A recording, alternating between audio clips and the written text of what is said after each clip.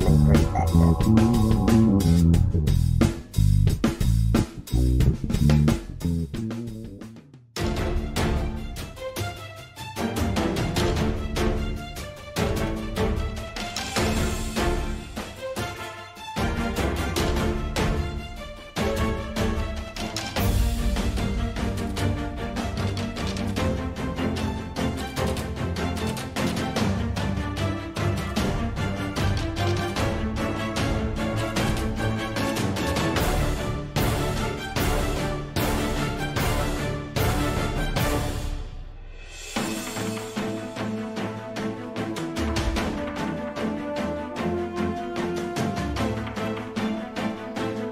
Welcome to Unbiased and On the Fence. I'm Shane. This is Paranormal Frequencies, and we got a great guest tonight, SMQ AI. Welcome to the broadcast.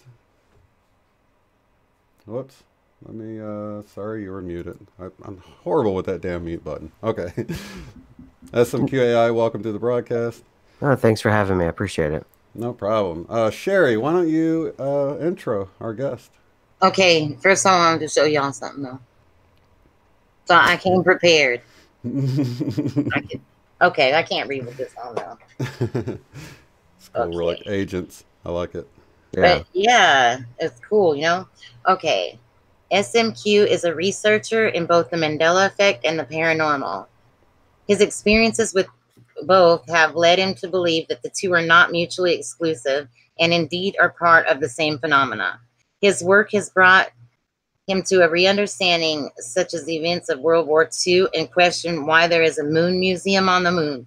Recently, he's obtained a series of CIA FOIA requests that have him relearning the nature of existence. He has a YouTube channel called SMQ AI and a Sunday show called The Lizard Ritual on Truth Frequency Radio. So here he is. Welcome to the show. Thank you.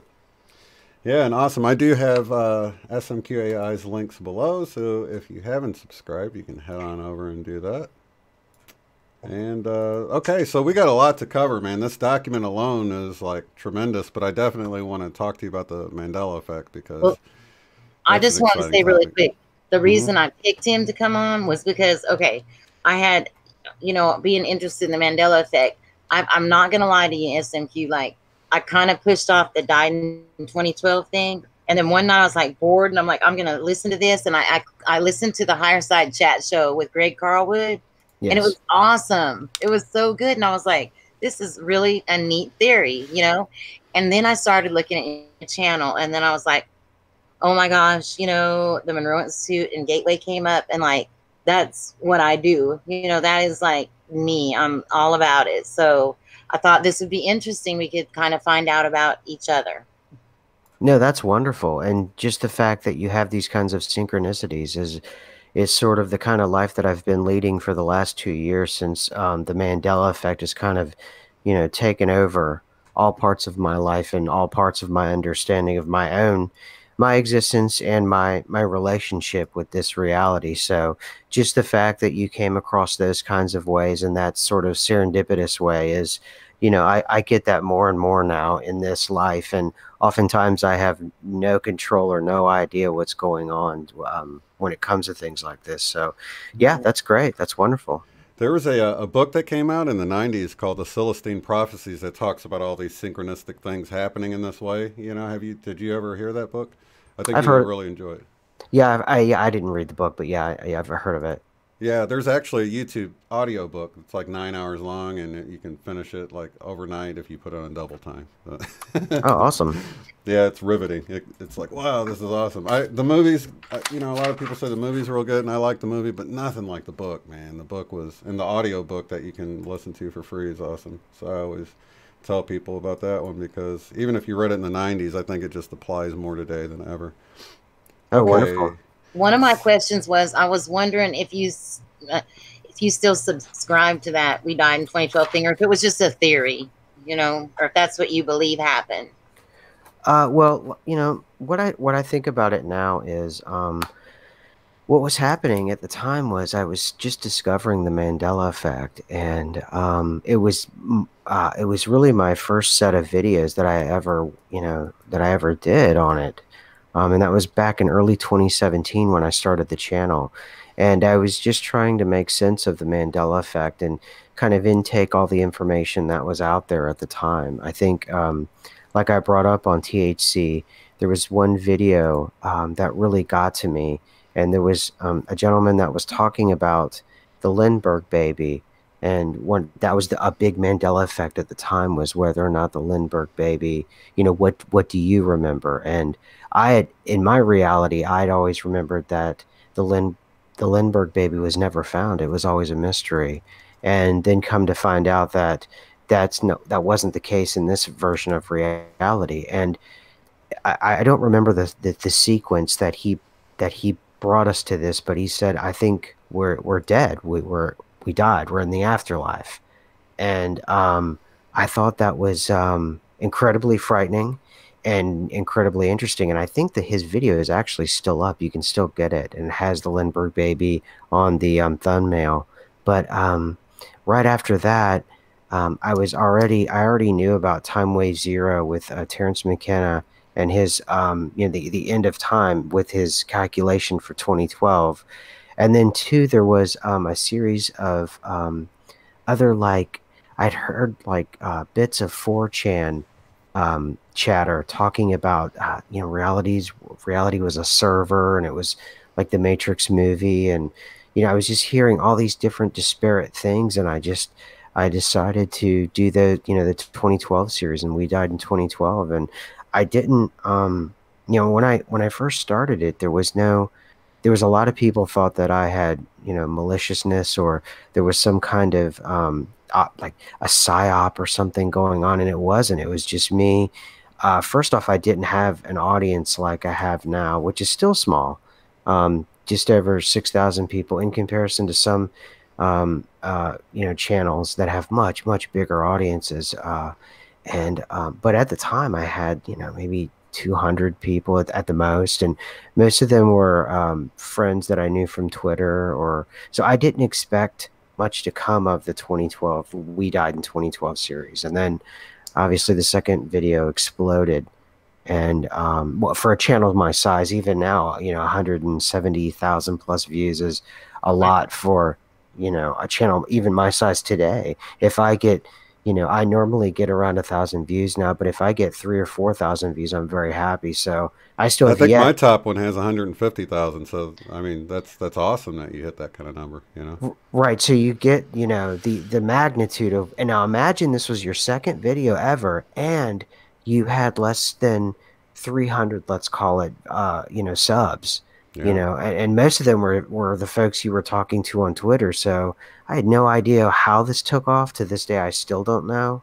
I don't understand what happened, but I ended up developing this sort of internal philosophy around We Died in 2012. And at the time, I was really confused and didn't understand the Mandela effect, and it was very frightening to me. And I decided to just kind of write down and go with some of the ideas that would pop in my head, and it kind of became this thing. And eventually, I think it was negatively impacting a very, very small group of people, but I don't think they were trolls, and I believed them. And I decided to be cautious and stop the series. And so now I still have it on the playlist, and I try to reference it every now and then. It's kind of a nod to that. But even the last time I did that, I think that's one of the reasons why I was demonetized. So I don't even bring it up anymore, because I'm afraid of what YouTube may do to the channel next. Well, and I think a lot of people are just scared. It's kind of scary. That's just a scary thing to think of, Mm. But there's Mhm. so many different theories about it, out there, so that aren't they're also scary, Mhm. So Mhm. Yeah, there is a lot of scary theories out there. But how do you feel now that it's been a while? I mean, clearly it's like, I mean, sure, maybe we would redefine what death even is at this point. I think most of us had to go back to the drawing board with the whole Mandela effect, because it just didn't fit in with how we knew reality worked. Mhm. So, which gets us to this document we're going to discuss. But I mean, how do you feel about it now? Do you feel like it's some sort of natural phenomenon happening, or do you feel like it's what do you feel? think it's caused? I feel a little bit vindicated because even though I've kind of walked back the whole "we died in 2012" thing, and I've kind of relegated it to somewhat of a thought exercise. Since reading the CIA FOIA request, I've kind of come to the conclusion that I'm still learning, and that I don't understand life or reality or how it's constructed. Um, and that there are agencies like the DoD or the CIA or the Department of the Army that indeed are much farther along in its understanding, and that it puts out documents. There's no conspiracy with this document. It's out there. They've used it before from, it's a 35-year-old document explaining reality and existence. And and explaining the nature of time. And I went on for more than a year without knowing this document existed or the Monroe Institute existing, and coming to find out a lot of the things that I was feeling, a lot of the things that I was writing down and trying to understand, and from reading occult books or alternative thinking books, and taking all of those things and with different kinds of videos, I feel a bit vindicated in that kind of thinking and saying that perhaps life and or death, and certainly the linear concept of time is completely, up for grabs at this point. So that's how I feel about it. I think if anybody will admit, take an objective look at it, and they've really sort of tried to be objective with this whole thing. I thought about it. I mean, that's one of the main things that came to my mind at first. Like, man, did I die or something? Because when you see reality change in an impossible way, like if you look at that JFK car and see 6 people and there were 4 in it, and it was a black and white, film, and you're like looking at all this, and it feels like you're in a completely different reality, just an alternate universe. It just flips with your mind. So there's no way you don't look in the mirror and say, did I die? What the heck's going on here? So it crossed my mind too early on. And then I thought, well, I'm going to have to really go back to the drawing board on so many things that I thought worked a certain way, because it's just things happen in an impossible way with the way most people think if you're just like, the average everyday person, you know what I mean? So there's no way that doesn't cross your mind. And then that document you were talking about, or that the leaker on 4chan, I came across that. I can't really remember what it is now, but I found some holes in that story back then. Both of them. There was 2 different ones. One was sort of like there was a server. The world was really, I think, Night Terrors channel is the one I first heard about it, and then I looked into 4chan. But it was like the server went down. We were like offloaded onto this other server, and our world was really destroyed in a nuclear holocaust, and that the servers are about to break down, and we'll revert back to the other timeline and all. And I considered all that, but there was a couple of problems with it, and I can't really think of it now because it was really early on. And there was also another whistleblower on there that said that they, I think at CERN, they were one of 23 CERN scientists or something like that. There was another. Did you see that one that came out around that same time? I don't remember. I remember the one they were talking about the servers, and I don't remember CERN in that one. So maybe it was the second. Okay. Yeah, the CERN was the other one then. Yeah. Okay. Okay.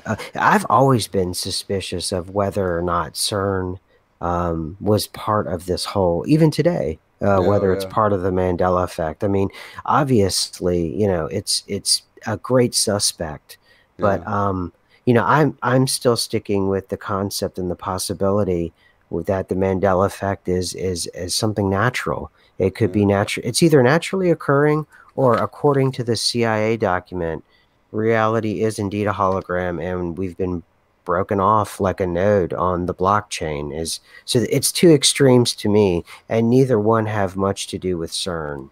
Well, exactly. I've kind of before you get into that, I wanted to get him to tell SMQ to tell you about. There's this guy, the ancient agent Asian, that found out some crazy changes to history that a lot of us don't know about. And I mean, you can finish what you're talking about, but I didn't want him to forget to say that before we moved on to the document. Okay. What I was going to say about the other whistleblower really fast was that there was a lot of parallels with Revelations when you looked into that. Like they said, there was one of 23 they were clones designed to control reality, and it went alongside what there's 24 elders and Revelations that's doing these things, and it was like, after a while of looking at it and dissecting it and understanding the Bible real well, you could see how the person sort of designed this scenario that they supposedly leaked, with trying to make it like this biblical thing that was going on.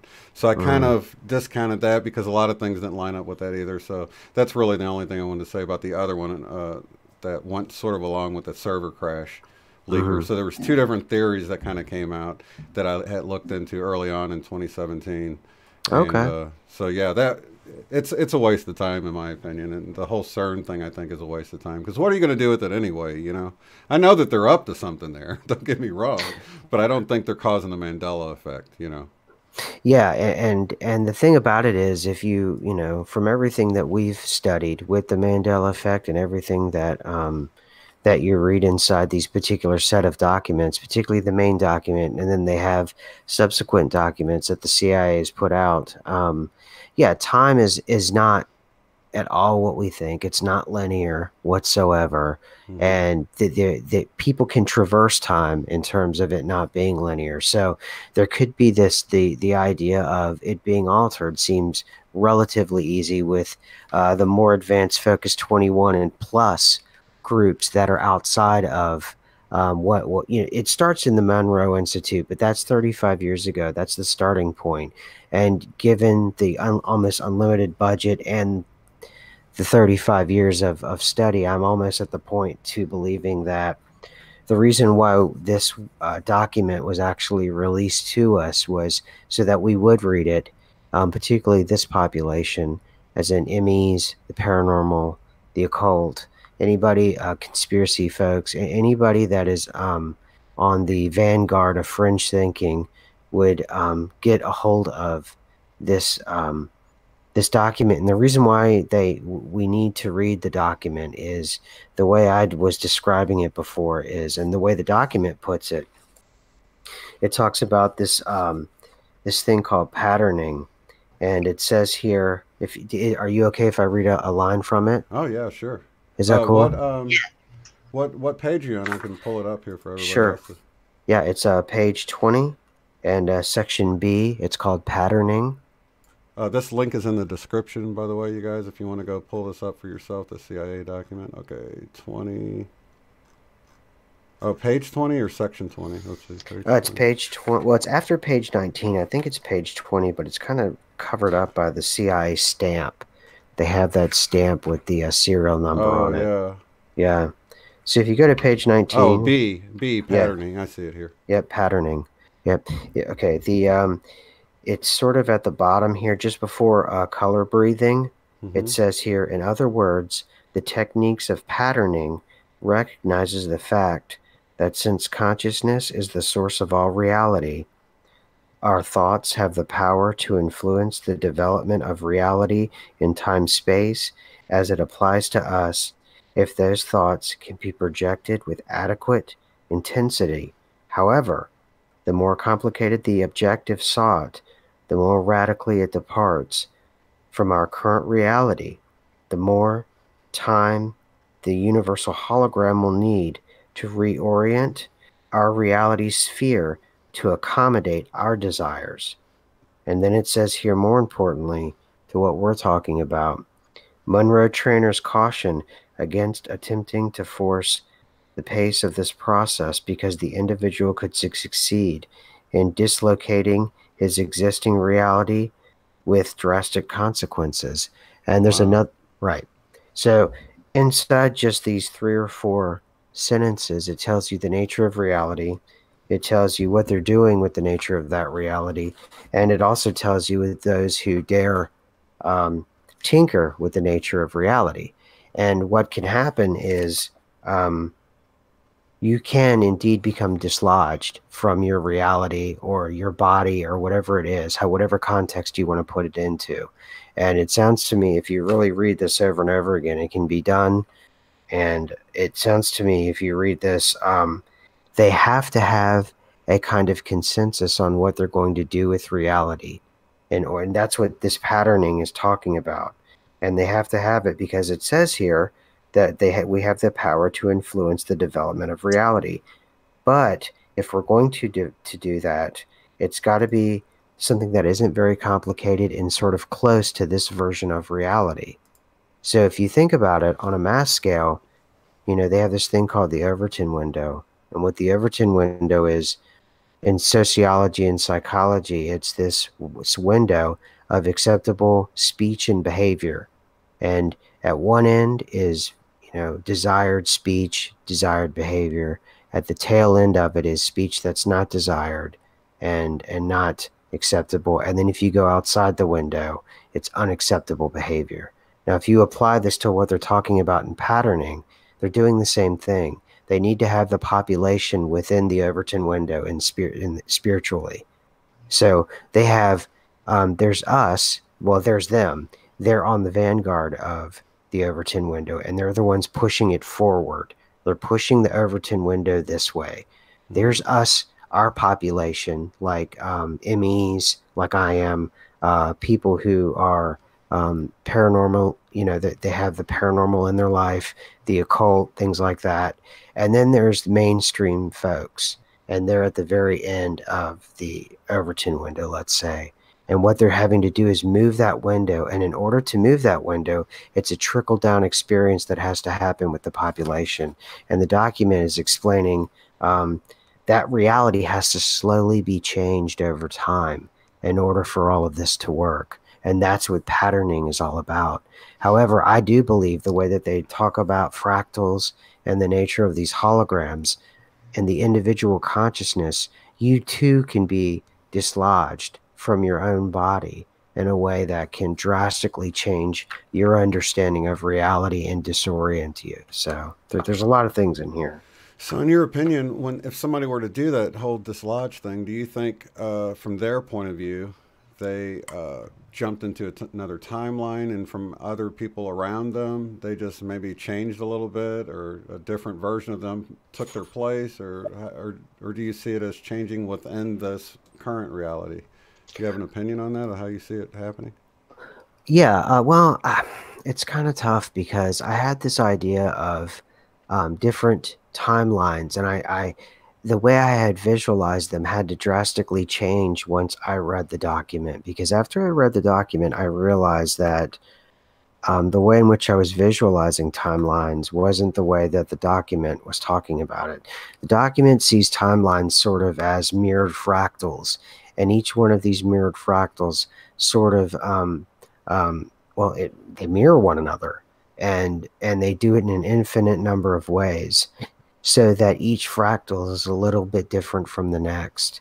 And that, however, each part of that fractal maintains sort of this, I call it kind of the galactic ledger. It has sort of the balance of your checkbook. It has sort of inside of each one of these holographic fractals. Now, there's a potential of whatever consciousness that you have, I'm thinking perhaps they could move you from it, or they make you more conscious of the particular fractal that you're in, perhaps, and that's what we experience. I'm still working that through after all this time because it's so complicated, and it changed so much, for me. Well, one of the things I realized early on is that the timeline thing doesn't fit with so many, the way we traditionally think of timelines don't fit with some of the changes we see. Like you've got 18 softball girls with their fist to their forehead next to the thinker, and it's changed. I'm like, well, if we got out of this train and hopped into this train, it would have always looked that way, and those versions of those girls next to it would have been mimicking it properly. But we see this like it looks like one reality that's been altered or hacked somehow.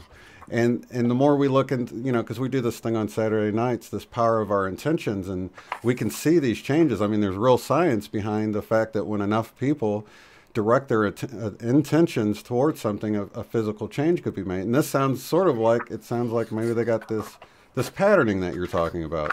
So a small change, like switching the way the letter looks in a logo, maybe it was a group of individuals saying, hey, let's see if we can merge these letters or something. It's a small change, and we just have to connect them a little bit. it's not too far off from, like what you were saying in the document, it's not too far off from what our current reality is. So it wouldn't be too hard to connect these letters or to switch. It's a beautiful day in this neighborhood, you know, from the neighborhood, or something really small, just a letter or two difference, you know. Oh, absolutely. Yeah, I totally, and this document completely backs all of that up. I mean, if you're into, the power of positive thinking or the secret or anything related to that, this is an absolute vindication of those kinds of mind-centered, mind-oriented understandings of your reality. If you want, I can read another section that sort of backs up exactly what you're talking about. Yeah, let me go full. And what page are we at here? It would be page 8, section 14. It's called the Consciousness Matrix. Okay, 13, 14, got it. Okay. It says here the universe is composed of interacting energy fields, some at rest and some in motion. It is, in of itself, one gigantic hologram of unbelievable complexity, according to the theories of Carl Pribram, a neuroscientist at Stanford University, and David Bohm, a physicist at the University of London. The human mind is also a hologram, which attunes itself to the universal hologram by the medium of energy exchange, thereby deducing meaning and achieving the state which we call consciousness. So that's a pretty important bit of information that I always thought was, And that almost sounds like why we see sometimes we'll have dual memories of some of the Mandela effect changes. You know, it's like you're tapping into this consciousness and you're tapping into this consciousness a little bit, and there's, like, I guess, the matrix consciousness and then your individual consciousness. And it's like that's why we're able to remember some of the changes, because it's within our little fractal, right? A hologram. And so we can remember how it used to be, but then we're seeing how it actually looks now currently, and it's different than what we have saved on our own local memory, I guess you would say, you know? And that's what I'm thinking about, is that you have these different fractals inside reality, exactly what you're talking about. And I think that there has to be a balance at the end of the day in the ledger system, so to speak, with each one of these infinite fractals. But they talk about doing this, freezing the fractals and throwing them. And the point that, and I was trying to find it, the point is to freeze the fractal and then, like you would a bowl of water, and then throw it on the ground. And when you do it, what reality does is it breaks apart. And then each one of the shards of ice, so to speak, they have inside of it reflected, the entirety of the fractal that makes up reality in each one of the pieces. Now, the idea could be that you do that on purpose. You break it off. So you have a node or a shard that's all by itself, and they mention that it becomes kind of fuzzy inside of it, although it has the reflection in it. And I've always played with the idea of, what if they've done that and we're in more or less one of those pieces. Now that deviates from the timeline thing. However, it makes sense in terms of having a fuzzy reality that you can easily manipulate, because it's it's kind of broken off from the rest of the universal hologram, and they even use the word fuzzy in it, and that obviously implies that things can come in and out of focus, so therefore you can manifest things easier, I would think so. Yeah. And the thing is, I mean, you just mentioned this document. I guess it was approved for release in 2003, but it's actually, it was 20 years from before that they were looking at this stuff. So, their research goes much further beyond that. And Sherry, when you actually went to the Monroe Institute, the Gateway program was the ground floor, right? I think I have actually, let me share this, and let me move to this document. Let me share my screen so you can see this. What I wanted to show you, SMQ. Okay. Okay, let me pull up the right thing here. Let me go full screen here. Oh, you're gonna have to skip through all those to get to it. No, right? that's cool. We'll do our little. That's where you went, right? That's the Monroe Yes, Institute. that's my favorite place in the world. And that's Monroe when he was younger. Yes, and I have a quick story about that. I'm gonna go back. in my first meditation that I did there, I was the only person that smoked at this place. And I was feeling awkward because everybody was like spiritual, you know, and I was like, they had an ashtray for me outside and all, but so I spoke in my first meditation. I saw this man, you know, in this oversized shouldered suit with this slick back hair, and he had a cigarette, and he like kind of went cheers to me like this. And the next day when we were doing all this intro stuff, they showed this actual picture of him, and I was like, oh my God, Robert Monroe told me it's okay to smoke here. He made me more comfortable himself. Oh, that's great. Yeah. Yeah, that's totally, I'm absolutely, there's no doubt in my mind that's probably who you saw, no doubt. Yep. And there he is, as I remembered him, the next picture. And he is actually on what I call my council. I have a council of like kind of spirit guide people, you know, like my dad and Dolores Cannon, some other deceased people are in it. And he is, along with Edgar Casey, I just have their support spiritually. Yeah. That's powerful. That's really, that's amazing. And I'm very familiar with the ARE Institute and Edgar Casey, and that's, I love Edgar. There's my favorite book, one of my favorite books. So Robert authored these 3 books, Journeys Out of the Body, Far Journeys, and Ultimate Journey. And you know, it was like my dream to go there. And I was actually working on a hospice case, and I'd contacted the Monroe Institute to get them to help my lady transition. And someone actually contacted me from that group and said they'd talked to Robert Monroe out of body, and that he'd said I would never pay for myself to go there because I always spend my money on my kids. And he paid for me to go there. For $2,500, right? Yes. And then my son was like, Mom, you didn't see the movie Hostel? And he called and gave him the 3rd degree before he found out it was okay for me to go and everything. And I didn't really have any reservations about it, but my family did. And to this day, it's one of my favorite experiences I ever had. And I love the Monroe Institute. And I think the next one is the one I really wanted to show you. Gateway itself, that's like the preschool of this program. You ready? Okay, here we go. And that's the funny thing about this, because if it wasn't the beginning of... You can pass. That one's about Hemisync. Go ahead. Oh, now, just to say real quick, years ago, I was all into Hemisync. I had no idea about the Monroe Institute, but, you know, I was totally into these binaural beats and all of that. And this was like in the 90s that I was into that stuff. Okay, so this is what we want to show here. This is what I want to show you. Okay, Gateway is the very first program, and it is like a prerequisite for the others. And then you can do like Guidelines, Heartlines, Lifeline, MC Squared, and Timeline.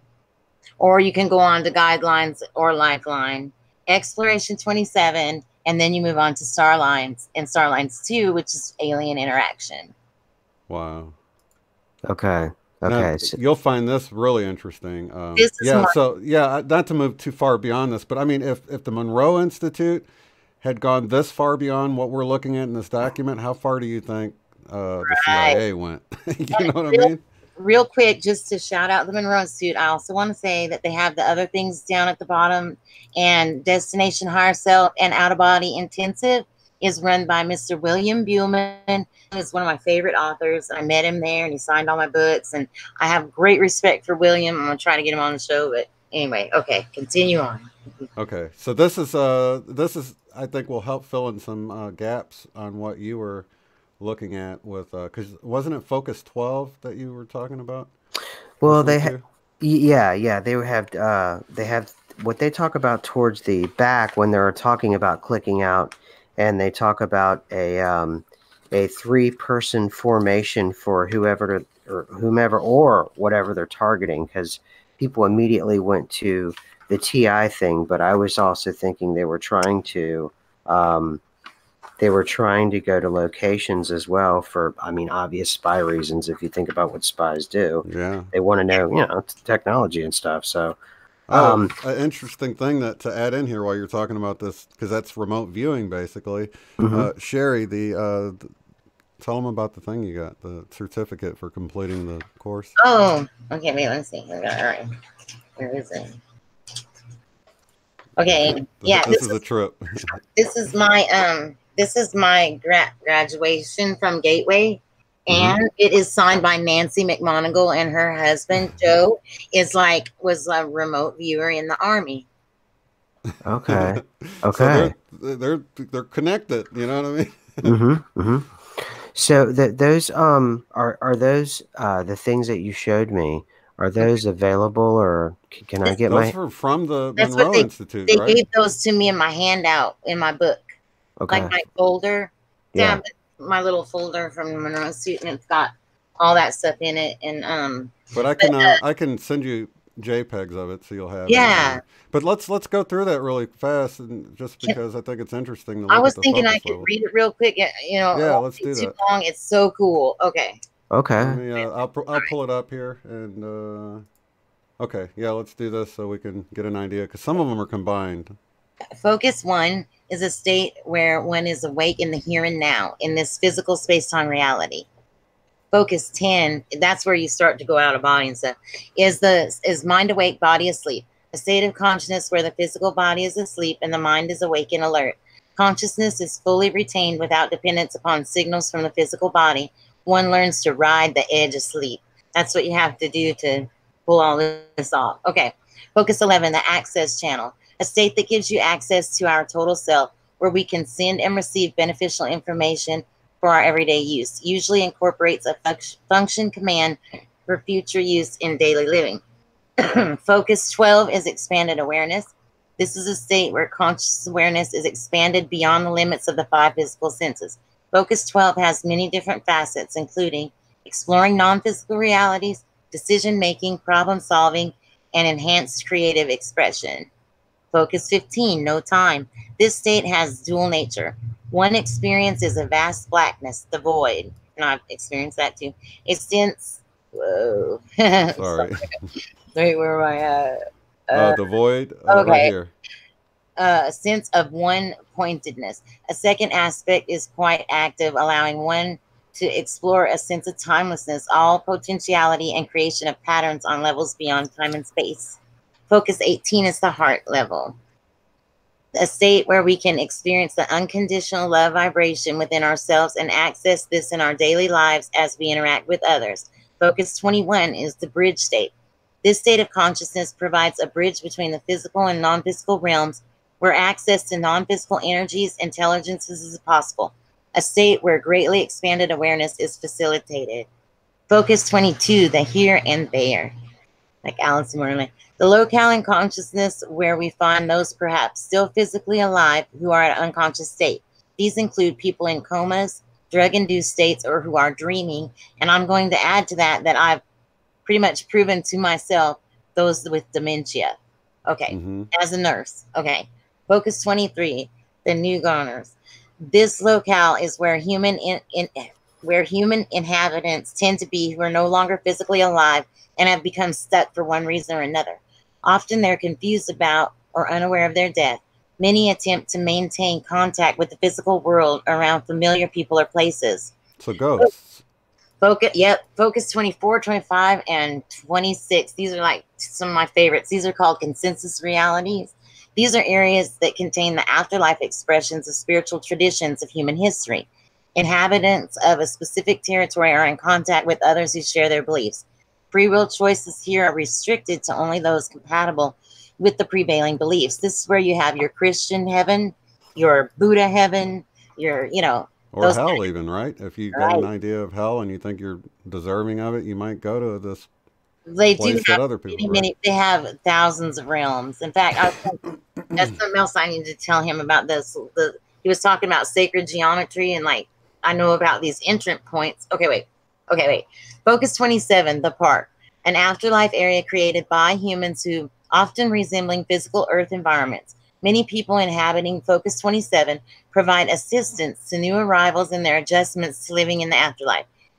It's a highly organized and structured area. There are centers of activity here providing for the needs of human beings in their continuing development in the afterlife, such as education, life review, healing, and regeneration, planning, and many others. Focus 34 and 35, the gathering. This is in Bob's book about like the UFOs parked around watching. Okay, far journeys. It's a state which allows communication with intelligences gathered to observe the happenings on Earth. In addition, this state facilitates the gathering of aspects of the total I there. Focus 42. State of consciousness which allows awareness of the larger I there cluster and recognition, reclaiming of even more aspects of the self. This state is often used for galactic exploration as well as expanded memory and integration of the multidimensional self. And 49, lastly, the state described by Bob as an infinite sea of bonded I there clusters. It provides access to higher order guidance, the Cluster Council. It supports more expanded intergalactic multidimensional exploration, cosmic consciousness, and self-knowing. Wow. Yes. That's crazy how they got all this information. Like, that's just mind-blowing. What do you think, SMQ? It's pretty crazy, isn't it? Yeah, I would love to get a hold of those documents. Yeah, this only goes to the CIA document only goes to Focus 21. So this is mind-blowing stuff. Yeah, I can definitely send give it. You something that would help you that you'd like. So I'm so happy about it. Yeah, no, this is I don't know what to say again. It's sort of like when I read the document. I don't. Yeah, if you could send that over, that'd be wonderful. I'd like to look at that. You know, I'm gonna have to. I'm probably gonna have to go there and check this out because it's not that far, but it's just too much. I mean, there's just too much here, and it really applies to well, what I'm trying to understand. You know, because the Mandela effect is real. So I'm you know, I just it's research. You know, oh, it is. You know what? Real quick, let me tell you about this friend I have. That this is just really kind of back some of your stuff. A quick story, okay? When he was young, he had a babysitter, and he had the opportunity. He was like 12 to like be with her, and he didn't. So he wanted to, once he got good at out of body, like go back in time and like, you know, act upon that. So he dropped into it to where he's like, he doesn't know it's him. He got rid of his memory of now and went back into it like he was really there. And he acted upon it and did it. And then some things changed in his life, but they were small, but they were changed. So there's that. Okay, so there is ramifications to this clicking out. And this could be what they're talking about with the patterning. And that's what I'm talking about is this patterning that they bring up is this you can't change very much. You really on page 20. Well, it's not you. I'm sure you probably know you can't change very much when you're clicking out like that, or you're in an altered state. Because if you do that, there is going to be ramifications, and they even talk about in the document if you stretch yourself too far out in these states, and they just go to Focus 21, you can dislocate yourself completely from your physical existence. There is danger. That's why they called that movie Click. I don't. Okay. No. Is there a movie about this? Well, there's a movie about Click, which is about a remote control where he was skipping through his life or going back or fast forward. With Adam Sandler. Yeah, I often refer to that because it seems like sometimes people are on autopilot, and it's like this whole idea of NPCs or whatever. But it's more like maybe they're just not. Their consciousness isn't always there. Maybe it gets taken away, or they're doing other things, and their body's sort of left running the matrix. There on page 20 though, there was something you were going to read. What part was this again? I forgot now. Consciousness and perspective. I'm sorry. A lot of my stuff seems obsolete now. Well, I'm gonna tell him. I'll tell him this real quick. You blew his mind, Sherry. While I was at the Monroe Institute, there was my favorite meditation that we were gonna do, and I was so excited about this particular one. And when we went in it, like I fell asleep, and I never fall asleep in any of them. I never did. And so I was so upset about it that they were so nice that all of the 24 people that were with me, or 23, and the teachers let us do it again. And I fell asleep at the exact same time again. And then it happened again. They did it one more time for me. And they told me at that time, you probably weren't falling asleep. You probably were clicking out, and you were probably doing something you were supposed to do, or some kind of work that you don't even know about or whatever. But that's what they thought was happening to me, because it was the exact same point at the beginning of the meditation. That's amazing. Yeah. Yeah, that totally sounds like you were clicking out. You absolutely, the way they describe it in this document, it sounds like you were clicking out. Yeah, no doubt. Yeah, and I'll just add during her BQH, you know, there was evidence of her doing things in her sleep time that would, I guess, fit into this what we're considering to be clicking out into some other realm and doing the important work she does in her sleep time. So that's and you know, she's able to go into that somnambulistic level in her hypnosis sessions, Mhm. which is really unusual for someone to go that deep. And but she's able to get there, and yeah, it's really wild. So. Well, I can tell you since it was actually the build up to this document. Now that I think about this, and you guys were talking about this, I would have.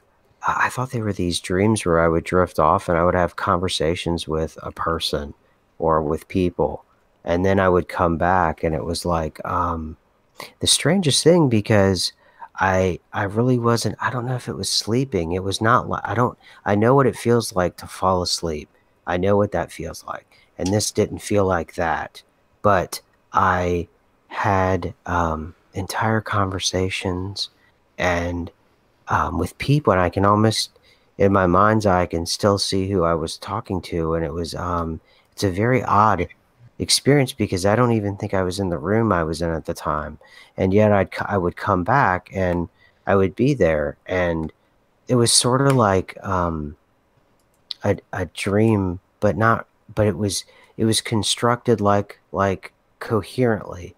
You know how most dreams are really kind of incoherent. And then finally, I met Buster 1978 who gave me all the documents, and we've been researching this since. And he's just started on um, the this, and I don't know. I don't know. It's very strange that you mentioned that. And then months before the document, once I was headlong into the Mandela effect, it was in the middle of the night, and I had gotten up in the middle of the night, and I was wide awake, and I knew I was wide awake, and out of nowhere, I heard, and I did a video on this. I heard someone say, "Hey, man," and it was almost as if it was a very casual kind of like, I don't know what it was. It was so casual and so strange, and it just said and and I didn't answer because I knew that if I had heard if I'd answered that it would have escalated. So I went to sleep because I didn't feel like, well, one, I was too tired to talk, but also two, I didn't want to do any kind of escalation, and it's so strange that all of these things happened before I got the document. And since the document, It's all make more nothing sense, right? makes perfect sense. It's Yeah. making perfect. And then what you were talking about with the institute and what your processes, it sort of sounds like that. But I'm not part of the Monroe Institute, and I've never been there. I don't know other than you. I don't know anybody who is part of it or has anything to do with it. So I I don't know. I don't So you know. didn't It's seem like very a lab rat when you went there, right, Sherry? I mean, it seemed like it was No, just they have very. like these little check units, and I had a roommate there that would she came, and I love her so much. She would go out of the body every night and hang out with her mom who had dementia that was still alive, but her father was taking care of her because she was bedbound. She just wasn't there anymore. But her soul had already left her body. My friend would hang out with her on the other side, and they would do fun things and everything. So she was actually laying there, not in her body, but like her body, I guess the physical vessel that we call our body was being kept alive or hadn't quite died yet. But what makes us human and the consciousness that is in the body wasn't in her body. So she's just Right. laying there breathing normal responses, I guess, to just regular stuff. But her body's out, and her daughter was able to leave her body in sleep time, and they'd hang Yeah. out. Every night. Yeah. That's wild. That's wild stuff. And Mhm. that goes right along with this document too, right? SMQ. Sounds And like it. yeah, Robert, yeah. Robert Bruce goes out of body and visits his mom in the afterlife all the time too. But it's interesting that she wasn't even quite dead yet, but yet No, she was still in this realm. I mean, we've heard about ghosts and the afterlife and things like that, but here she is leaving her body and she isn't even quite dead yet, you know?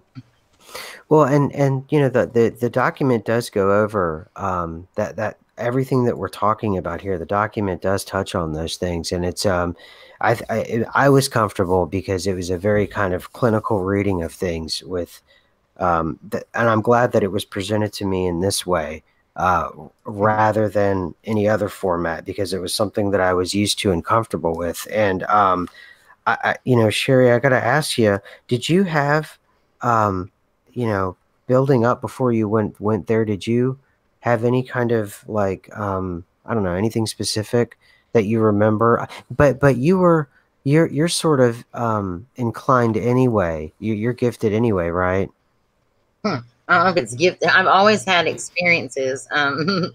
If they, if you ever get bored, there's a video that I did. That was how that I kind of first met Shane. Was I've had a lot of experiences with Michael Jackson, and I was not a fan of his at all. I was like a Def Leppard person. I didn't even know it, but maybe Okay. like 5 or 6 of his songs, and I Uh-huh. still have communication with him at times. And he is the one that like led me to my like what I call my mission. And like when I've done it, I've had like some spiritual type attacks and stuff, but I still do it because that's what I believe in. Hmm. And I've had communication just with all. The only voice that I'd ever heard was that of Eric Medus, which is a kid that committed suicide, and his mom's a doctor, and they have a video blog, whatever it is called, Channeling Eric. And I've actually had communication with Eric where I actually heard his voice, got a download of what he was telling me. He was actually defending my son. I don't know if you want the whole story, but I was Well, I just mean, mad even at my son. recently, your friend's ex-husband died, and you guys discovered his body when you got back from that trip in Austin at New Year's. I mean, this was just really recently, and Right. he was able to tell her things to tell his wife, his ex-wife. She was able to actually channel. She heard his voice and was, or I don't know, connected somehow. So yeah, she's got these abilities. I just don't know. It I seems didn't hear almost like his voice. Robert. I would just get like a download. The only voice I ever heard was Eric's, Okay, except for I've heard Michael's voice before. but You you're know, the very connected is what I'm getting at. person. So I mean, it's and Robert Monroe must have known this for him to get you into his program at the Monroe Institute. So I guess what you're asking, leading up to that, was she having experiences, or did they happen after that? Is that what you're trying to get at, SMQ? I Yeah, have that's experiences before, like with out of body stuff. The very first thing that ever happened to me was my nephew had came up to me and told me he was having out of body experiences. And so I was very Baptist right then. I was like, oh my gosh, he's going to go to hell. And then I started looking in the Bible and I started finding scriptures that backed up that these people were all in altered states of consciousness when they were having these visions. mhm. And then I started getting interested in it, and I learned about, like Robert Monroe, Albert Taylor, who actually he used to work for like NASA and stuff and worked on like Stargate. And he's an out of body experiencer. He wrote the book Soul Traveler. I love him. And then and then as I started reading it, studying it, and practicing, I started having some experiences. And I did want to go to the Monroe Institute, but I just never thought I would. And then it was like gifted to me, and I got to go. Okay. Strange. Yeah, that's strange. Synchronicity. So I mean, your son thinks, he's like, "What the heck? Why are they paying you for you to go Yeah, to this thing?" But you felt like you manifested it some kind of way, right. right? Because you already wanted to go. I Yeah. mean, that's wild. Hmm. Yeah, I believe it. I mean, after reading this document, I don't, I think manifestation, and particularly if there are individuals outside of this space time, as they put it in the document, there's a lot of goings on, and that which you've, Sherry, you've alluded to that happen, and these forces, whether they're non-human or human, they who knows how far they've gone since 1983 is the point I'm getting at ultimately, and we have no idea what's going on in these places. And I just have this distinct feeling that everything that people are wondering about in terms of orbs or disembodied voices or the Mandela effect or whatever it may be, it's all of it is tied to this, and all of it is tied to the way in which this works. And I almost feel as if Um, I don't know now. These experiences that I had, they were almost like interviews or something. I don't know. I don't know. It sounds, I don't know. I But don't it know. definitely recognizes that there's more going on than the humans. I mean, there's other entities around, whatever you Yes. might want to call them, but it could be, from ghosts to orbs to, spiritual entities, angels, and things like that. I mean, there might be an overlap of titles, but on some level, there's still definitely more going on than what we typically think of. I You found know. myself in classes and stuff, and at night, and I've also had meetings like what you're talking about with actually, I know this sounds crazy, but I have these meetings that I don't remember what's said with Prince and two other guys that I don't recognize. Hmm. Do you remember what's said and when you're having these meetings, SMQ, or is it a blur to you? It's a blur, but I know I came back. I wasn't emotional or upset, and when they first started happening, I thought it was just a dream. But I realized that it was too the way it was constructed. It obviously wasn't. But I didn't have any frame of reference at that point. I had had um, some odd things happen to me throughout my life. Very strange and odd and peculiar things throughout the entirety of my life. So I was not entirely shocked that this was happening to me. However, something so structured and almost casual, nothing like that. It was usually something traumatic or something very big would happen. And this wasn't like that. This was very calm, very like I said, casual is the best way I can put it. Like we're having this conversation, and I would come back here, and it was like it was very strange. It was just I wasn't emotional about it, or I don't know. I don't know. It's It more was like a just, discussion it that you was just more don't like a remember. discussion. Absolutely, exactly, See, and exactly. I've had some where it's like we're training to fly above a swimming pool, and it just doesn't seem like the normal dream. It seems like something real or something. I want to get to a question in the chat before we get too far away from what we were talking about. Eileen was saying some recommend grounding cords and psychic protection, but isn't necessary because clicking out is the safety mechanism, right? That's a question she had because she goes on to say the Monroe Institute article said it was safe to practice it, but the CIA says only those with their training are safe. So Hmm. just to maybe scare people from trying it, you think? Or do you think, I don't know. What do you guys think about that? Well, I mean, Sherry has the most experience. I've only read. I mean, she even has documents that have, knocked me off my center. So I don't know. And Sherry, this was when you went to the Monroe Institute, Sherry, when was that? Sherry, are you there? Uh Did she click out on us? oh. I think she's frozen. Oh, okay. Maybe she can hop back in. So, okay. So, what do you think about the protection and stuff? Do you feel like it's a dangerous place, or do you feel like, I Well, can see them inserting that before they released it, just to dissuade anyone from trying anything in the document. yeah, I certainly could see that the CIA doing that, but I think the distance of time too, in a way, is kind of a safety buffer, and that's the feeling I have. But if that's Eileen with Eileen Colts, who Mm-hmm. okay, Yeah, it then is. she's gone farther into this. I've only studied what are in the documents. I haven't actually tried any of the exercises or processes, and certainly I'll have to, read further into it. But I'm just, for me, it was all about understanding the nature of reality in relation to the paranormal and the Mandela effect. But I would be interested in doing exercises like this. That's for sure. Mm. Yeah, she says her computer crashed. She'll be right back on the phone. Okay. Okay. Okay. So, okay, so she was talking about you discovered some Mandela effects from Asia or something. Was she saying?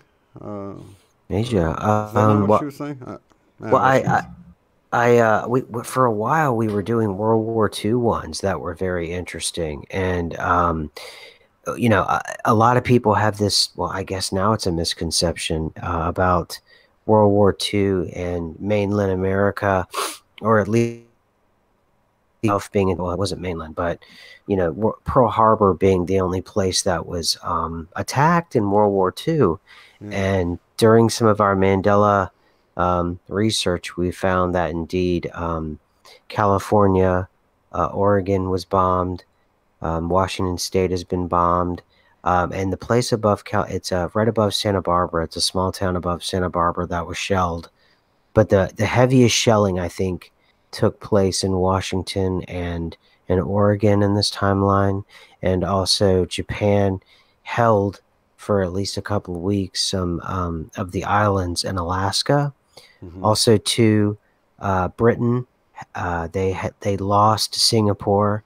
And as as Winston Churchill said, it was, I'm paraphrasing, it's one of the most humiliating naval defeats in all of the British Empire's history. So that's what's happened in this timeline. And Japan was such a power in the Pacific in this timeline that, and I'm only using timeline because it's the only language I have. Oh But yeah, I agree. It's helpful to right. use it for terminology, but the Mhm. idea most people have with it, I don't think is very helpful with trying to dissect this whole thing. Right. Yeah. So they actually attacked and had taken over so much of, I believe it's Papua New Guinea, which is, I don't know if it's actually part of, I don't know if that's part of the other chain of islands there, but it's just above Australia. But they had one of the largest death marches of POWs, and we're talking about somewhere on the order of 280,000 Australian and Allied forces POWs, including like Vietnamese, Chinese, Australian forces that were marched, 280,000. And I think some Canadian Americans may have been mixed in there. I'm not entirely sure. The point is, they were allies, and they were. It was a massive POW coup for them. Also, too, there's the Battle of Darwin now, where you had Axis forces actually attacking Darwin. So we had mainstream Australia or mainland Australia actually fighting for its life from the Axis forces, the Japanese forces in the Pacific. And there were some folks from Canada that were saying that when we stormed the beaches in Normandy, that in this timeline now there were Australians actually removed from us storming the beaches, because now in this timeline they're fighting to keep their country, their very existence now, rather than having a large presence in Normandy. So A for a lot more while, going on. That's crazy. it got to the point where before we even had this Monroe Institute document, the CIA document, I was talking to my other researchers, and we were thinking, we should stop doing this just in case. Not saying that we had that kind of power or that kind of ego, but we were saying, what if it's and I had always talked about Anatoly Fomenko. He wrote this series of books, and it every time, and it's called the New Chronology Movement. And he's a Russian mathematician, and he did this series of books where he goes back and he goes to try to find the source material for all of Western civilization. And eventually it just goes back to about 3 or 4 different authors, all of Western civilization. And the New Chronology Movement holds that there's about 1,000-year gap that's missing inside of Western civilization.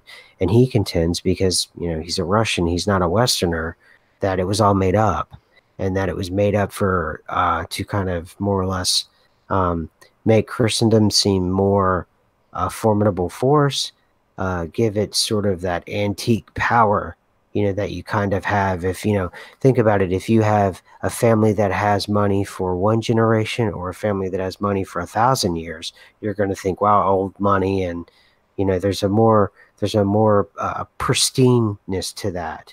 And that's what he was, kind of contending with the West, is that it invented 1,000 years. And by inventing that 1,000 years, it's able to cover up who knows what.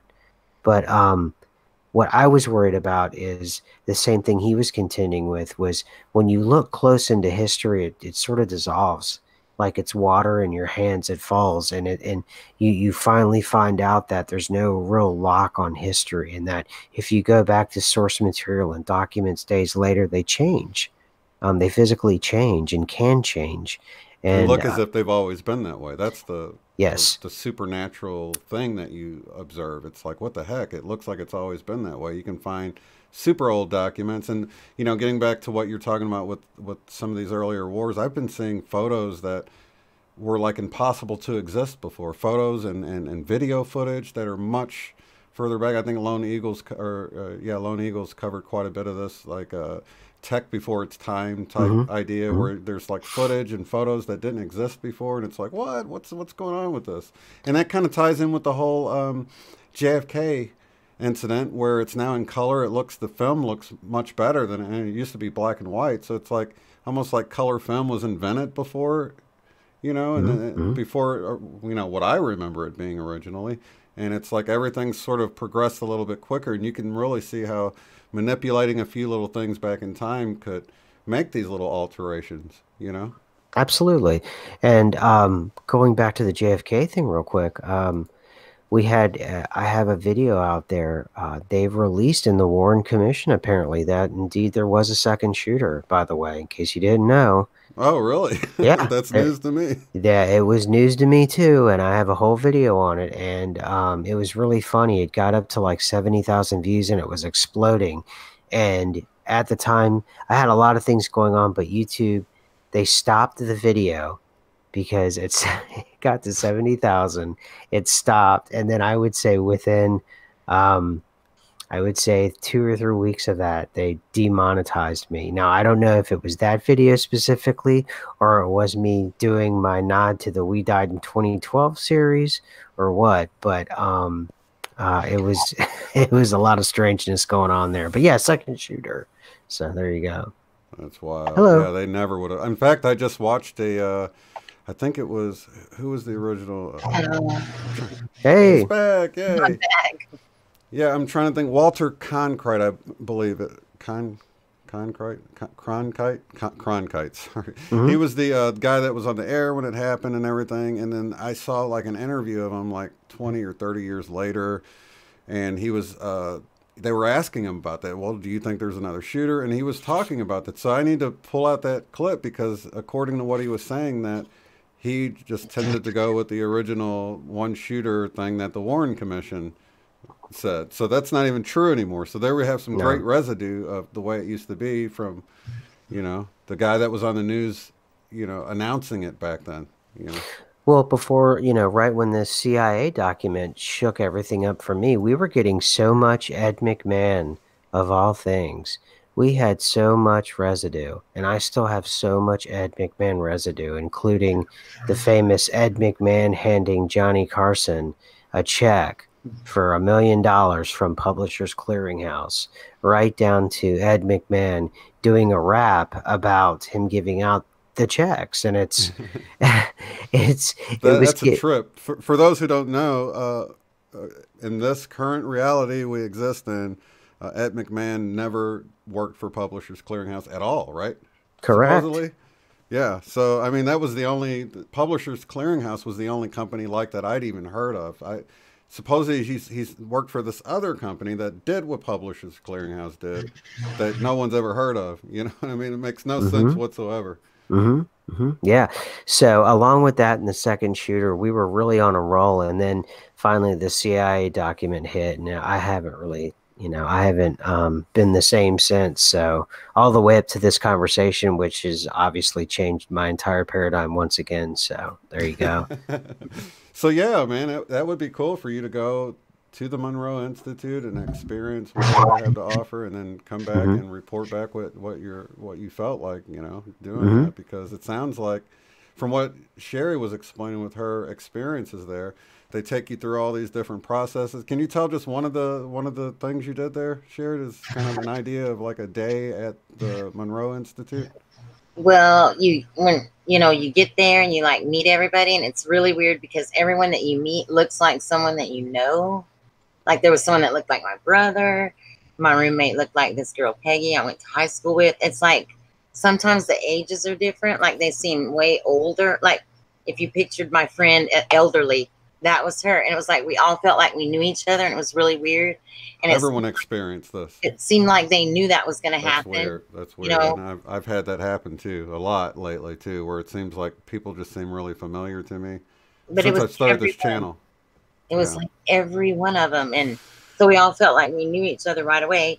And then they just start like teaching, you know, the different focus levels and all that. And then you'll go into meditation, and you go in your check room, and I always say by way of the bathroom, because you have to go to the bathroom first so you'll be comfortable. And then you do you go in your check unit. It's like kind of like a deprivation type unit. And What do you mean? It's like soundproof and well, dark, really, or because it's got like a little curtain and everything, but you're gonna have on the headphones and everything okay. with the binaural beats, you know. And then Robert Monroe's voice is on there, and he talks you through it. And I know at one point they were talking about upgrading it and changing the voice, and I like voted against that because it's Robert Monroe's place, you know, and I don't want his stuff to leave it. But anyway, and then you'll go back out and meet and share everything, like experiences that you had and stuff. And then you just keep doing it, and you keep doing it. You might do it like 6, 7, 10 times a day. And you're trying to get out of your body, or what are you trying to do in these well things? yeah, but they say that doesn't have to be the goal, because any experience in there is really cool. Just like, you know, one time I was having an experience, and I like felt someone hold my hand, and then I was hearing that song that I'd never heard before called Hold My Hand, and it's actually by Michael Jackson and Akon, and I had never ever heard the song before. And then I had another experience when we were going to a higher focus level, and it was funny because in my vision, my head popped up like through a hole, you know, and I could smell like leather baby shoes, and I knew that they were my brothers that died, Danny's, and I knew that Oh wow. I was, you know, around my brother. And they give you a notebook to write everything down in and stuff. And you know, so I mean, I didn't actually go out of body while I was there, and they say that you might not, but it does help you to facilitate it like later when you're at home. But I had already had experiences like that too. So, but it's just an awesome experience because you have like-minded people and stuff. And the food's really good. It's like going on a cruise, you know. It's like an all-inclusive thing. So that Yeah, 2,500 covers room, board, right, food, and everything. everything, right? Mhm. So are you trying to achieve different focus levels, like the focus level that I mean, is that what the object of this is?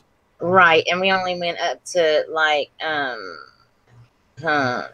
it was below the afterlife realms in Gateway. Did they And try to then get to 12? Was that? I'm trying to remember. I don't remember. I think so. I think that was as high as it went, you know. And like I said, that's the prerequisite before you go to the other ones. And I want to go back too, but I want to go to the out of body intensive with William Buhlman. That one doesn't require a prerequisite, and you can they just like slam it to where you usually you get out of body, you know.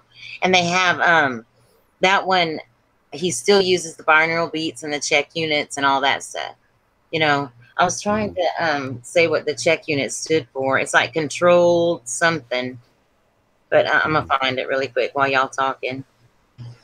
So that sounds real interesting, though. That's like, so each one of these things are like a week long and $2,500. Yeah, and they're worth it. Oh, Sounds interesting.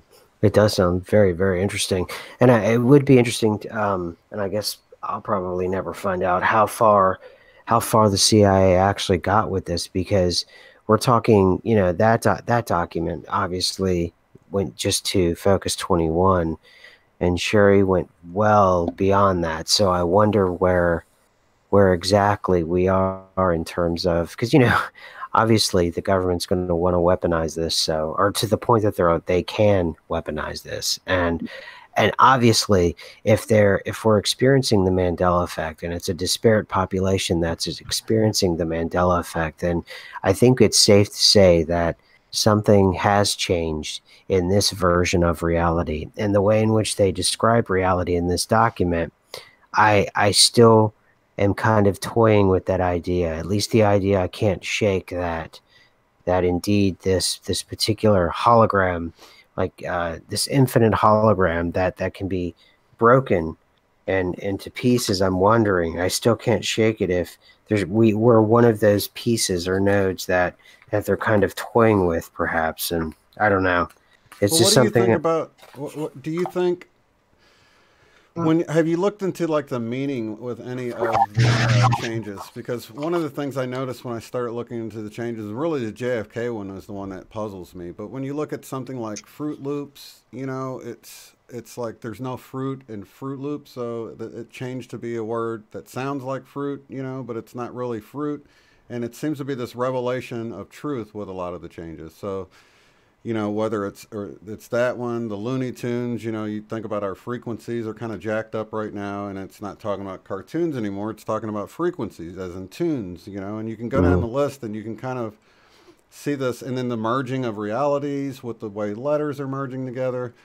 Dolly really not needing braces, or braces disappear, and on, you know, this whole thing. And then the whole thing with the ET home phone, like homophone, and it's like it seems as if what I'm getting at is that it seems like this reality has been hacked from the outside of it, you know. So if you can imagine the Sims game, and the developer outside of it, he's not really a player, but he's able to manipulate something, and it appears that it's always been that way. But us within the Matrix, we also have this power of intention, and that's what this document gets into, about how we can make changes within this reality. Or Cynthia Sue Larson talking about quantum jumping and making changes. So could we be looking at two different things going on here? I think I have the idea of, I think there's this idea that it's a beta test. Like some of the earlier rollouts, like Fruit Loops and Hollywood and all these things, are a beta test. And for when we were doing our World War II research, we were worried that perhaps you had the beta test and then the real stuff was starting to roll out. But we pulled back from the research, and then it seemed to have gone away.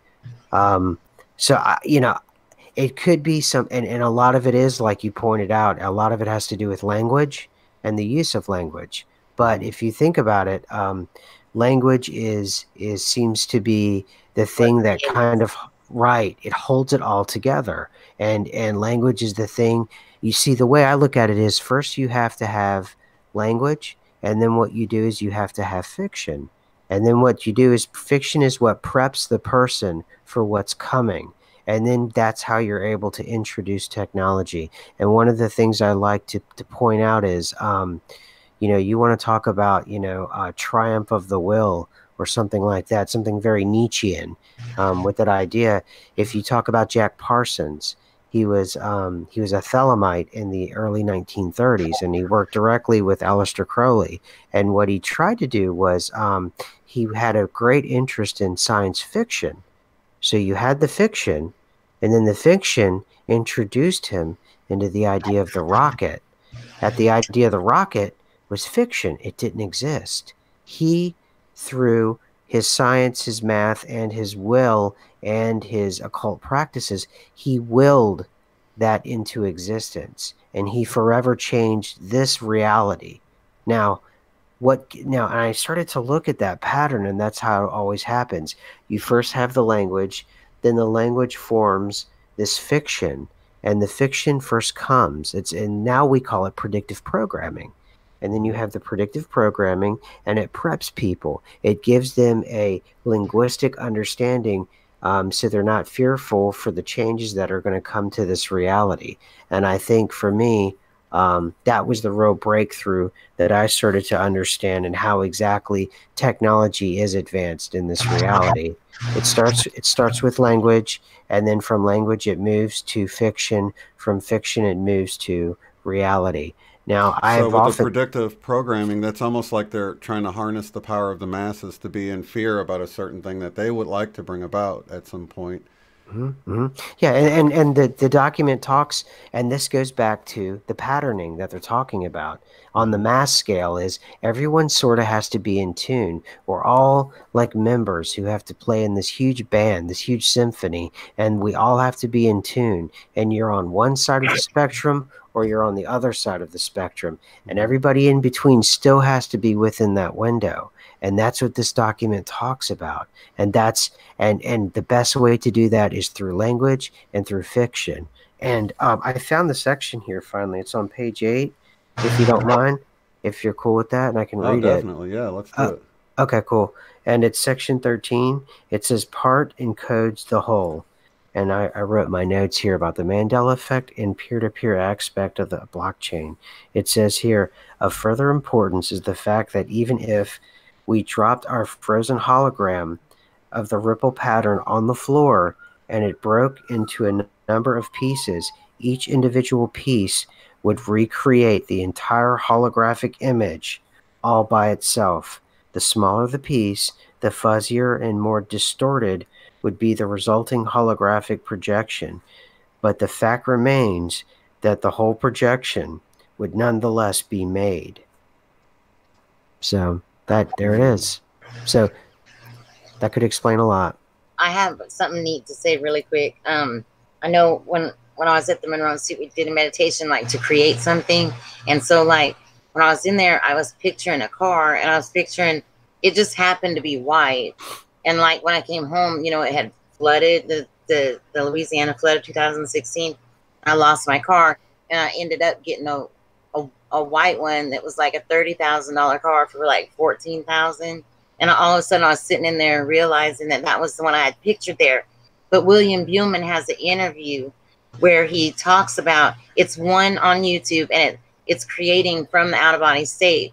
It you know, it kind of talks about that. Like he went out of body and saw his fireplace like in ghost form, and that he had already picked out the stuff to that they were gonna make that fireplace. They knew it was coming. It was kind of on back order. The workers were busy and all that, but he could see it in the out of body state already forming in this reality. And that goes back to the whole timeless thing that SMQ Right. was talking about. But, and one other thing I wanted to tell him, I was taking a little note, was that I thought it was interesting how he was talking about energy keeps the hologram together. And you got to figure like all the ley lines. You've got like things like stadiums where people play sports and stuff on these ley line where they meet and stuff. And, you know, there's all that. I don't know if you saw the movie Monsters, Inc. They powered the city by the fear of children. Like their screams, they bottled it for the electricity. Yeah. And I just think it's so pertinent to this. And I was just hoping to maybe give you a few little things to look at further, even though I don't know if would help you or not, but it's something that I've kind of come up with on my own. And then they figured out later that they could do it even so with like happiness. You know, it didn't have to be fear to create. Yeah, because you think about a sporting event, and it's a lot of emotion going there. You know, you got half the people rooting for them, and they're excited. The other half are like angry or whatever.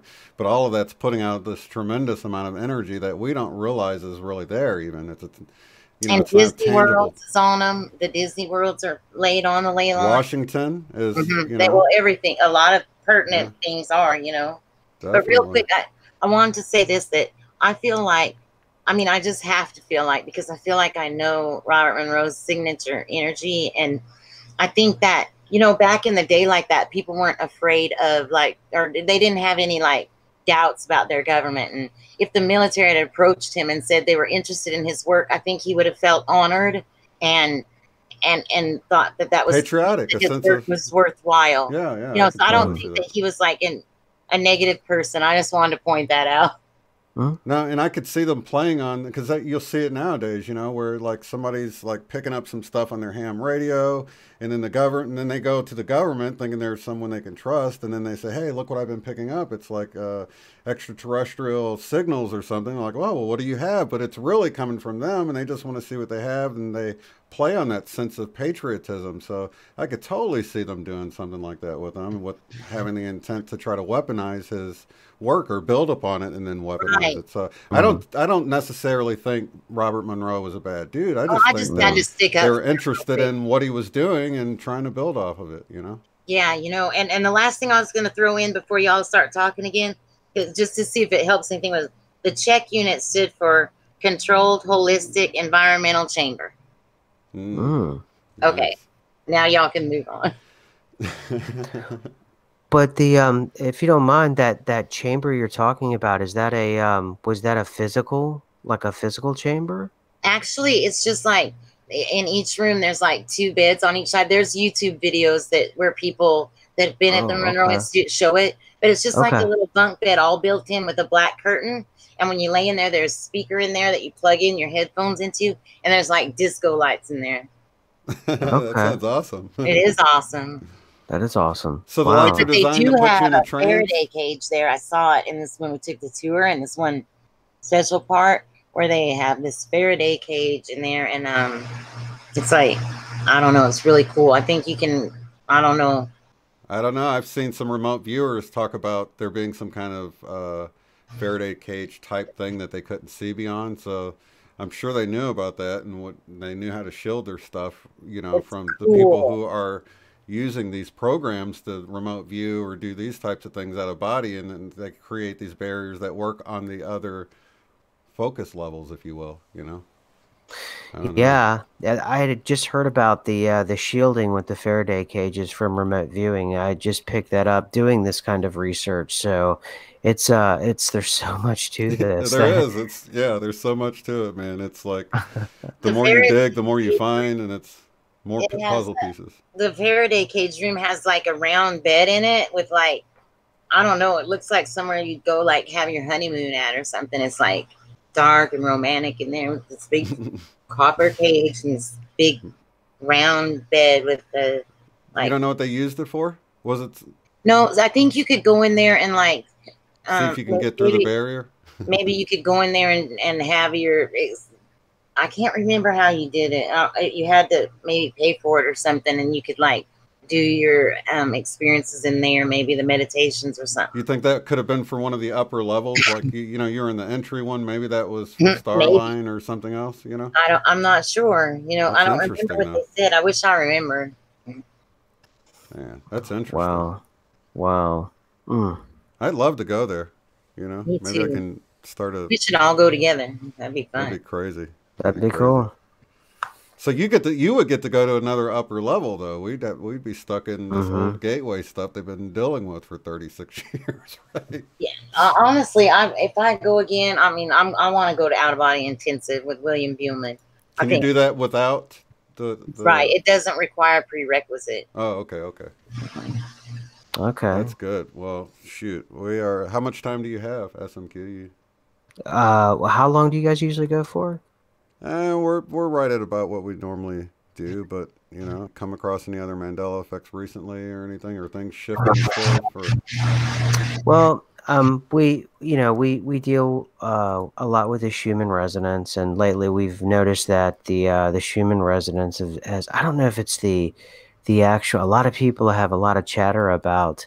I don't know if it's the Schumann resonance or the technology that's recording the Schumann resonance. There seems to be blackouts in it, Yeah. and yeah, okay, so you know And about that. craziness too, yeah. So yeah, you Yeah. don't know if the instrument needs to be recalibrated because you know sometimes it looks like that. It looks like it went haywire and they had to recalibrate it, or if it's Hmm. actual cosmic energy coming through and really doing some. You know, I don't really know, but yeah, I've seen the anomalies as well, and it's really strange that you know you got these blackouts and everything.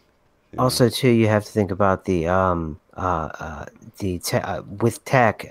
They've gone down a lot lately, like Facebook and Instagram and all of those things. So I'm wondering if Gmail somehow too. I couldn't Gmail. believe that. Hmm. The other day Hmm. I couldn't send one. I thought it was mine. And someone's like, I'm trying to send you the file. It won't let me. I'm like, oh, Gmail's actually Hmm. glitching out right now and it wouldn't send anything.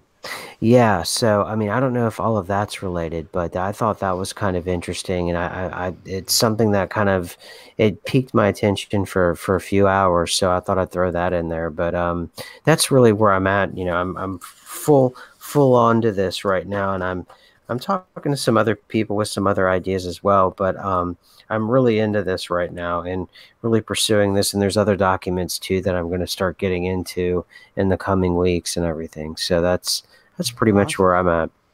Awesome. Well, I want to tell everybody again that SMQ's link is down in the description below, so you can go check out his channel and follow his research And into I'm gonna this. be watching everything to see, you know, what you come up with and stuff. It's so interesting to It's an me. exciting topic, man. I mean, it seems like what you were just saying. It's like the more you dig, the more you find. There's more pieces to Hmm. put together, and it's more and more interesting all the time. I mean, you Mhm. just can't get enough of it. I know how it is. It's like the endless rabbit hole. Also, SMQ. If you do type in William Buhlman, it's spelled Buhlman, and hit interview. There is dozens of them that are, every single one is amazing, and a few of them were actually like lectures at the Monroe Institute. Like every day, you might get a lecture of someone special, Oh, like Joe McMoneagle or William Buhlman or something. thank you. I appreciate that. Just wrote that down, and I'll check that out. Thank you very much, Sherry. Yeah, he has a book called Adventures in the Afterlife, Okay. and then he has is it Body and Soul? Wait, oh, I don't want to mess those up. But then he has a new one called Higher Self Now, or Destination Higher Self. I should Okay. be prepared on that, because he has 3 books that I had read, and then he just came out with a new one. Mm-hmm. Mm-hmm. Oh, wonderful. But I Adventures appreciate in the Afterlife was one of my favorites. Okay. Well, that's awesome, man. I appreciate you coming on. Love to have you back sometime. We can discuss where you're at with the research, because I know you'll have more that we can dive into. I mean, we could go for hours on this, I'm sure. But Mm-hmm. Mm-hmm. Oh yeah, yeah. I would love to come back, and I appreciate Sherry reaching out to me, and Shane. I appreciate both of you guys having me on, and I really enjoyed myself. Me awesome, too. man. Yeah, I appreciate you. Thank you, Sherry, and thank you guys in the chat. And we'll see you on the next one. Have a good one. Peace. Bye. If you'd like to support the work I do, go to paypal.me/UOTF. Thanks.